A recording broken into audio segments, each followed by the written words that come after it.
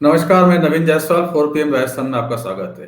राजस्थान में भजनलाल सरकार की पहली कैबिनेट की बैठक आखिरकार आज हो गई।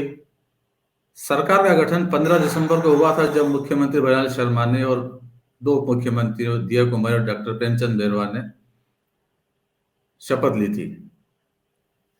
उसके बाद 15 दिनों के इंतजार के बाद मंत्रिमंडल का विस्तार हुआ, मंत्रियों ने शपथ ली। उसके बाद विभागों का इंतजार हुआ, का बंटवारा हो गया, लेकिन कैबिनेट की बैठक का इंतजार होता रहा। आखिरकार सरकार के गठन के 34 दिनों के बाद आज 18 जनवरी को जाकर भजनलाल कैबिनेट की पहली बैठक हुई। बैठक में कुछ फैसले हुए जो अपेक्षित थे।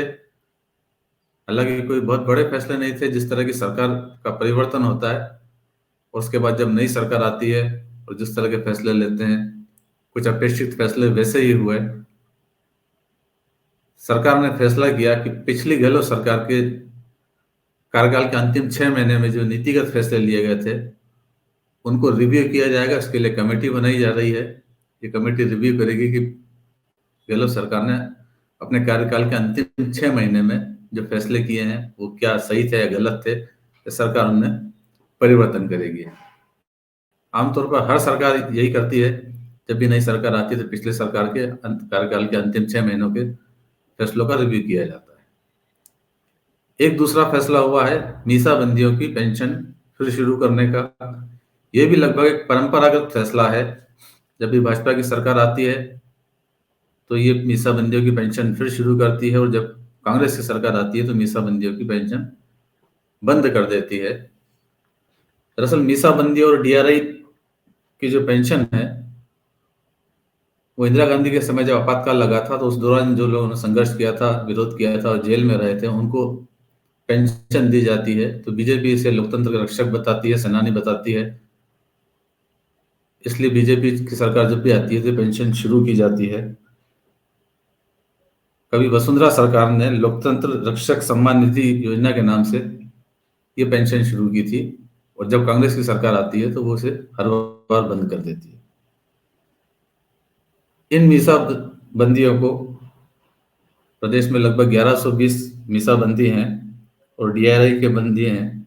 उनको 20,000 रुपये की मासिक पेंशन मिलती है। इसके अलावा रोडवेज की बस में फ्री पास की सुविधा है, मेडिकल की सुविधा है। तो ये भी एक परंपरागत फैसला, अपेक्षित फैसला था कि पहली बैठक में हो जाना, क्योंकि पिछली गहलोत सरकार ने 2019 में अक्टूबर में मीसाबंदियों की पेंशन बंद कर दी थी। अब वापस भाजपा की सरकार आई है, उसने फिर ये पेंशन शुरू करने का फैसला किया है। इसी तरह भजनलाल कैबिनेट की पहली बैठक के अंदर भाजपा का जो चुनावी घोषणा पत्र था, जिसे संकल्प पत्र नाम दिया गया था, उसे भजनलाल सरकार का नीतिगत दस्तावेज बनाकर स्वीकार किया गया है। ये भी पिछली जब कांग्रेस सरकार आई थी तब उसने कांग्रेस के घोषणा पत्र के लिए उसे नीतिगत दस्तावेज बनाया था, वही अब भजनलाल सरकार ने किया है। ये भी एक परंपरागत फैसला था।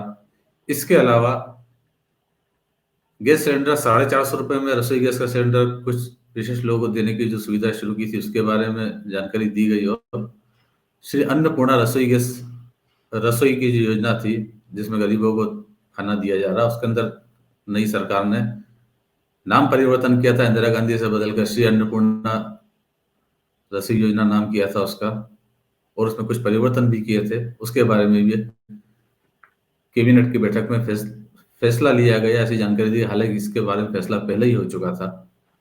प्रत्येक परिवार को 1 माह में अधिकतम 1 गैस सिलेंडर सब्सिडी पर उपलब्ध कराया जाएगा। उसी के साथ अन्नपूर्णा रसोई योजना 6 जनवरी 2024 से उसमें परिवर्तन करा गया है, और जहां पहले 450 ग्राम भोजन उपलब्ध कराया जाता था, अब उसको बढ़ाकर 600 ग्राम कर दिया गया है, जिसके अंदर चपाती है, दाल है, सब्जी है, मिलेट्स हैं और आचार है। मिलेट्स खासतौर से क्योंकि बाजरा के अंदर राजस्थान पूरे देश के अंदर नंबर 1 प्रोडक्शन के अंदर है, और ज्वार में मेरे ख्याल से तीसरे चौथे स्थान पर है। और प्रधानमंत्री मोदी जी ने भी इसको श्री अन्न की जो स्वास्थ्य के लिए बेहतर हो, उस नाम से इसको पुकारा। पहले जो थाली टोटल 25 रुपए की होती थी, जिसमें 17 रुपए सरकार की तरफ से दिए जाते थे, उसको बढ़ाकर अब 30 रुपए की कर दी गई है, जिसमें 17 नहीं 22 रुपए राज्य सरकार द्वारा दिए जाएंगे। वैसे कैबिनेट की पहली बैठक का सबसे चर्चित फैसला जो रहा वो आरएस मेंस की परीक्षा आगे बढ़ाने को लेकर रहा। इसको लेकर अभ्यर्थी लगभग महीने भर से, जब से चुनाव के रिजल्ट आए हैं और भाजपा की सरकार बनी है, तब से लगातार आंदोलन कर रहे थे। पिछले कई दिनों से वो राजस्थान यूनिवर्सिटी में धरने पर बैठे हुए थे, अनशन भी कर रहे थे कि परीक्षा की डेट आगे बढ़ाई जाए, क्योंकि 3 महीने का समय उन्हें मिला था जो बहुत कम था। 27 और 28 जनवरी को आरएस मेंस की एग्जाम होनी थी, लेकिन अब सरकार ने फैसला किया है कि इस परीक्षा को आगे बढ़ा दिया जाए। इसके लिए सरकार अब आरपीएससी से अनुशंसा करेगी। फैसला आरपीएससी के स्तर पर होना है। और साथ ही सरकार ने कैबिनेट में यह फैसला भी लिया कि अब राजस्थान में भी आरएस की एग्जाम जो आरपीएससी कराता है वो यूपीएससी की तर्ज पर कैलेंडर बनेगा और फिक्स टाइम पर हर बार ये परीक्षा आयोजित होगी। वैसे इसे लेकर सरकार के कुछ मंत्री पहले ही आरएस मेंस के जो अभ्यर्थी है उनका समर्थन जता चुके थे। उसके अंदर डॉक्टर किरोड़ी लाल मीणा की भूमिका प्रमुख रही थी। वो दो बार इस मामले को लेकर छात्रों के बीच भी गए, अभ्यर्थियों के बीच भी गए और मुख्यमंत्री से भी मिले थे। और आज कैबिनेट की बैठक में भी डॉक्टर किरोड़ी लाल मीणा ने ही इसकी जानकारी दी। जो सबसे पहली मांग हमारे सामने आई सरकार के कि कुछ लोग आरएस के बच्चे धरना देकर बैठे हैं और उनकी मांग जिनाई है। सरकार ने उनकी मांग को जिनाई इसलिए माना कि इसमें 30-35% छात्र ऐसे थे जिन्होंने विधानसभा के चुनाव में पार्टिसिपेट किया तो अपनी तैयारी नहीं कर पाए। उस दृष्टि से आरएस की परीक्षा आगे खिसकाने का निर्णय सरकार ने लिया है। किंतु साथ में यह भी तय किया है कि बार बार ये नौबत नहीं आए कि परीक्षा की तिथि बढ़ाई जाए।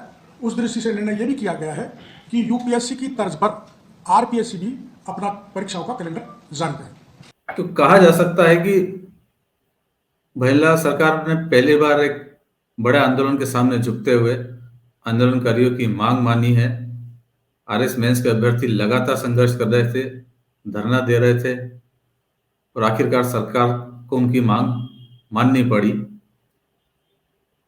और डॉक्टर किरोड़ी लाल मीणा जो पहले भी 2 बार अभ्यर्थियों से मिलकर आए थे और मुख्यमंत्री से आरएस मेंस के अभ्यर्थी उनका पक्ष भी रखा था, वो एक बार फिर धरना स्थल पर पहुंचे और जहां धरना दे रहे अभ्यर्थियों ने डॉक्टर किरोड़ी लाल मीणा का जमकर स्वागत किया।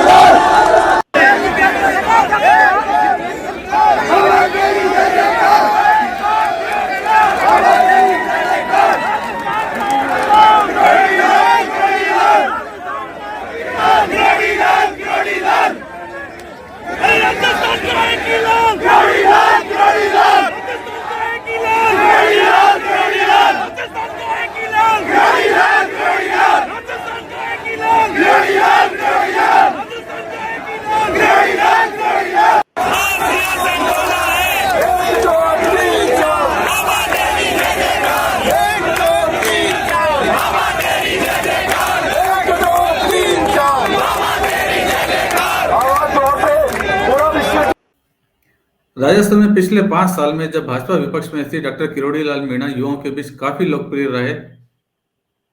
उनके आंदोलनों के समर्थन को लेकर, उनके साथ लड़ाई लड़ने को लेकर और सत्ता में आने के बाद भी डॉक्टर किरोड़ी लाल मीणा ने आरएस मेंस के अभ्यर्थियों का पूरा समर्थन किया और कहीं ना कहीं अपनी प्रतिष्ठा सत्ता में आने के बाद भी उन्होंने बचा ली। कम से कम पहले आंदोलन में तो विपक्ष की भूमिका भी उन्होंने ही निभाई और छात्रों को आश्वासन दिया और वो आश्वासन उन्होंने पूरा करके दिखाया। अब इन अभ्यर्थियों के लिए एक बेहतर मौका हुआ कि उन्हें पढ़ाई के लिए पर्याप्त वक्त मिल गया जिसकी वो मांग कर रहे थे। तो फिलहाल इस वीडियो में इतना ही और अंत में एक बार फिर आपसे ही कहना है कि 4PM राजस्थान चैनल को सब्सक्राइब जरूर करें और उस वीडियो के लिंक को जितना ज्यादा हो सके उतना शेयर भी करें। नमस्कार।